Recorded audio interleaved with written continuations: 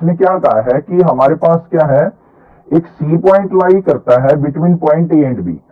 तो हमने क्या कर लेना है, पहले एक लाइन ड्रॉ करेंगे, ये मान लिया क्या है ए पॉइंट और ये पॉइंट है हमारा बी पॉइंट, ए बी और सी इसके क्या कहा है बिटवीन, तो यहां पे हमने सी पॉइंट ड्रॉ कर लिया। Such that A C equal to B C, मतलब ए सी जो है वो बी सी के इक्वल है, इसका मतलब सी बिल्कुल मिड में लाई कर रहा है। Then prove that A C is equal to half of A B, explain by drawing the figure, और इसको फिगर ड्रॉ करके हमने एक्सप्लेन करना है। तो हमने फिगर तो ड्रॉ कर लिया, यहाँ पे एक ए बी लाइन ली, सी को उसका मिड पॉइंट ले लिया, और गिवन क्या है हमें वो लिखेंगे, A C equal to B C given है, that means C is mid point. अब जो चीज गिवन है उससे जो हमें मिला वो लिख दिया, सी क्या है हमारा मिड पॉइंट है। प्रूव क्या करना है हमने, लिखेंगे टू प्रूव, जिस तरीके से मैं क्वेश्चन कर रहा हूं इसी तरीके से करेंगे तो आपके फुल मार्क्स मिलेंगे। अदरवाइज आप शॉर्टकट मत बनाना, कहीं सोचो कि सर आपने तो 4 लाइन में किया, मुझे तो 2 लाइन में सॉल्यूशन मिला हुआ है, दूसरे चैनल से मिला है या फिर दूसरे टीचर ने बनाया है। ठीक है, कर लो वो तरीका भी, बट आपके मार्क्स डिडक्ट हो सकते हैं। मैं इसलिए आपको तरीका बता रहा हूं कि कैसे आपको क्वेश्चन को करना है। तो गिवन जो है वो लिख दिया, टू प्रूव वो लिख दिया। अब बात करते हैं, अब यहां पे ए सी इक्वल टू हमारा बी सी है, क्लियर है। अब देखो यहां पे from given A C equal to B C,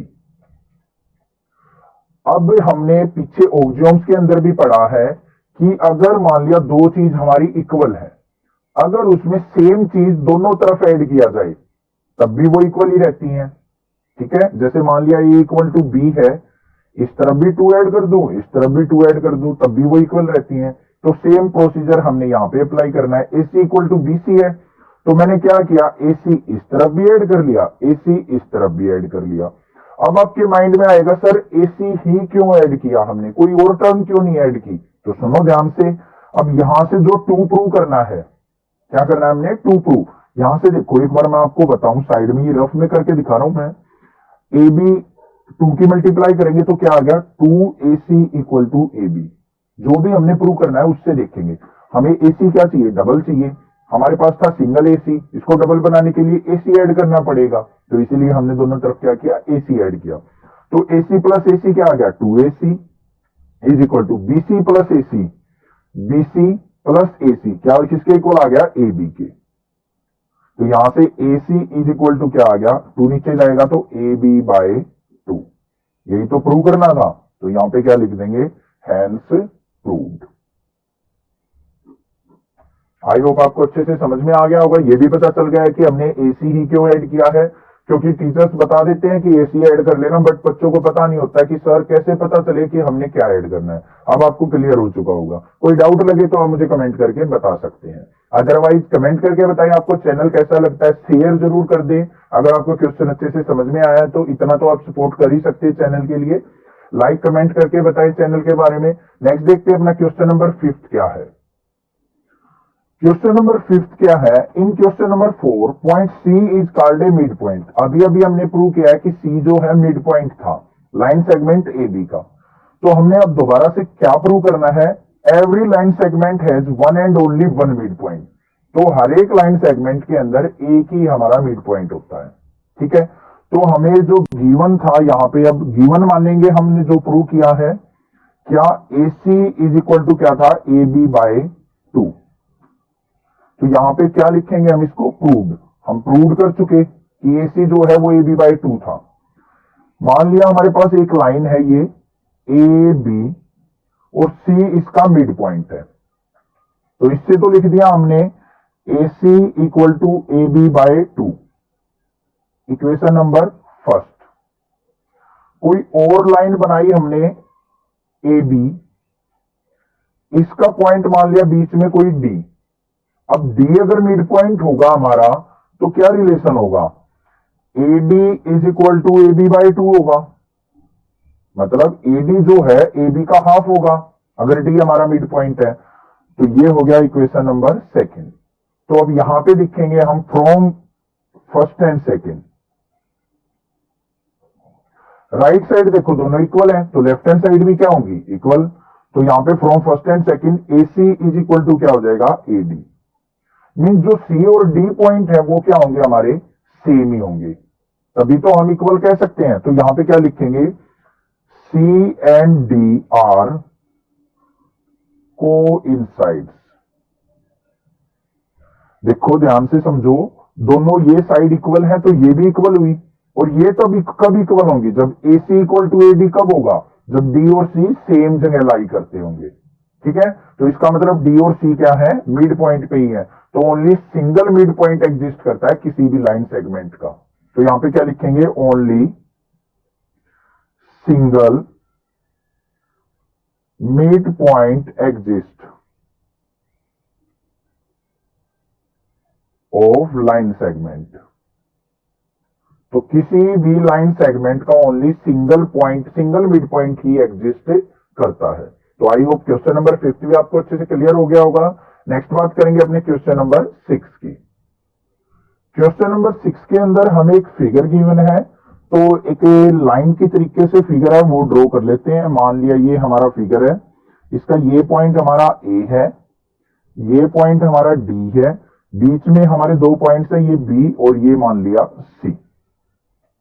अब इसमें गिवन क्या है, if AC equal to BD, तो यहां पे क्या लिखेंगे, given AC equal to BD, ये गिवन है। हमें प्रूव क्या करना है, इसको लिखेंगे to prove AB equal to CD हमने प्रूव करना है। तो जो चीज गिवन है ना, उसी की हेल्प से हम क्या करेंगे, प्रूव करेंगे। अब देखो हमें जो गिवन है AC equal to BD given है, तो यहां पे क्या लिखेंगे, AC इक्वल टू BD।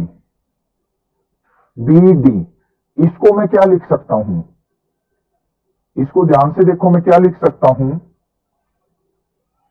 तो देखो BD जो है हमारा, BD BC प्लस CD लिख सकता हूं या नहीं, तो यहां पे लिख देंगे BC प्लस CD। और जो हमारी लेफ्ट हैंड साइड है AC को क्या लिख सकता हूं, AC को AB प्लस BC लिख सकता हूं, तो यहां पे लिख दूंगा मैं AB प्लस BC। इनको मान लेते हैं इक्वेशन। ये मान लिया हमारी क्या है, इक्वेशन नंबर फर्स्ट है, ये इक्वेशन नंबर मान लिया क्या है, सेकंड। यहां पे आपको क्लियर हो चुकी है। अब हमने क्या करना है, देखो जो इक्वेशन नंबर हमारी फर्स्ट है, इसके अंदर देखो BD जो है किसके इक्वल है, AC के। तो यहां पे क्या लिख देंगे, इस इक्वेशन को from given AC equal to BD है, तो BD की जगह मैं AC लिख सकता हूं, तो AC इज इक्वल टू किसके आ जाएगा, हमारा BC प्लस CD। ये इक्वेशन नंबर बन गई थर्ड। अब देखो ये दोनों equation from second and third, from 2 and 3, second और थर्ड से लेफ्ट हैंड साइड इक्वल है, तो राइट हैंड साइड भी क्या हो जाएंगी, इक्वल। तो यहां पे क्या लिख देंगे, AB plus BC is equal to BC plus CD लिख सकते हैं। तो यहां पे BC इस तरफ भी है, इस तरफ भी है, दोनों क्या हो जाएंगी, कैंसल आउट। तो AB इज इक्वल टू किसके आ जाएगा, हमारा CD के। Hence proved. समझ में आ गई आपको बात। करना कुछ नहीं है, बस एक बार AC को हमने AB प्लस BC लिख दिया, BD को हमने BC प्लस CD लिख दिया। BC दोनों पार्ट में कॉमन है, इक्वल करके BC को कैंसिल आउट कर देना, बस आंसर आ जाएगा। आई होप आपको समझ में आ गया क्वेश्चन। नेक्स्ट बात करते हैं क्वेश्चन नंबर 7 की। क्वेश्चन नंबर 7 के अंदर क्या है, why is axiom 5 is the list of Euclid axioms considered as universal truth. उसने क्या कहा है कि जो ऑक्सियम्स नंबर 5 है उसको हम यूनिवर्सल ट्रूथ क्यों मानते हैं। तो हमने सबसे पहले तो ऑक्सियम्स 5 पता होना चाहिए, 5 पता होना चाहिए क्या है, और उसके बाद हम उसको ट्रूथ बनाएंगे कि किस लिए उसको यूनिवर्सल ट्रूथ कहते हैं। तो ये मैंने इंट्रोडक्शन पार्ट के अंदर भी बताया था, ये ऑक्सियम्स 5 की डेफिनेशन है। If a straight line falling on two straight lines makes the interior angle on the same side, so it taken together। उसने क्या कहा, देखो अगर एक स्ट्रेट लाइन है और एक और हमारी स्ट्रेट लाइन है, दोनों को एक अनदर स्ट्रेट लाइन क्रॉस करती है, तो वो क्या बनाती है, इंटीरियर एंगल्स फॉर्म करती है। ये कर दिए उसने, ये मान लिया A है, ये B है, ये C है और ये D है। नेक्स्ट उसने क्या कहा है, if taken together less than the two right angles, अगर इन दो इंटीरियर एंगल्स को अगर इकट्ठा लिया जाए, या तो ए और बी को लेंगे या सी और डी को, अगर ए और बी का सम लेस देन 180 डिग्री हो, टू राइट एंगल बोला है, टू राइट एंगल मतलब वन राइट एंगल 90 डिग्री का होता है, टू राइट एंगल कितने हो गए 180 डिग्री। अगर ए और बी का सम अगर 180 डिग्री से लेस हो, या फिर सी और डी का 180 डिग्री से लेस हो, जिस तरफ भी दो इंटीरियर एंगल्स का सम 180 डिग्री से लेस होगा ना, उसी साइड क्या करो, इन लाइंस को प्रोड्यूस कर लो, वो आगे जाके एक सिंगल पॉइंट पे ज्वाइन हो जाएंगी। ये उसने कहा है एक्सियोम नंबर 5 के अंदर। तो देखो यहां पे अगर हमारा C प्लस डी हमें क्लियरली दिख रहा है, यहां पे स्मॉल एंगल है, तो C प्लस डी क्या हमारे लेस देन 180 डिग्री, मतलब C और D 180 डिग्री से कम है। तो इसी साइड क्या करो, इन लाइंस को प्रोड्यूस कर दो, तो ये लाइन आगे जाके क्या करेंगे, एक सिंगल पॉइंट पे मीट करेंगी। ये है हमारा एक्सियोम नंबर 5। आई होप आपको समझ में आ गया। इसीलिए इसको क्या कहा जाता है, यूनिवर्सल ट्रूथ होता है ये, कि जिस तरफ भी 180 से कम होगा एंगल, उसी तरफ अगर प्रोड्यूस किया जाए लाइंस को, तो वो एक सिंगल पॉइंट पे जाके ज्वाइन हो जाती हैं। This is the universal truth of Euclid axioms. I hope समझ में आ गया होगा आपको। यहां पे देखो a प्लस बी जो होगा ना, इस तरफ एक तरफ लेस देन 180 होगा, एक तरफ हमारा a plus be greater than 180 होगा, तो ये कभी भी आपस में ज्वाइन नहीं करेंगे, आगे इंक्रीज होती चली जाएंगी। ठीक है, अगर दोनों तरफ इक्वल टू 180 हो, तो हमेशा वो पैरेलल लाइंस होंगी। देखो इस तरीके से हो, तो ये और ये एंगल, ये और ये एंगल, अगर इन दोनों का सम 180 डिग्री हो, तो ये दोनों लाइन हमेशा पैरेलल होंगी। ठीक है, जिस तरफ भी दोनों दो इंटीरियर एंगल का सम 180 से लेस होगा, उसी साइड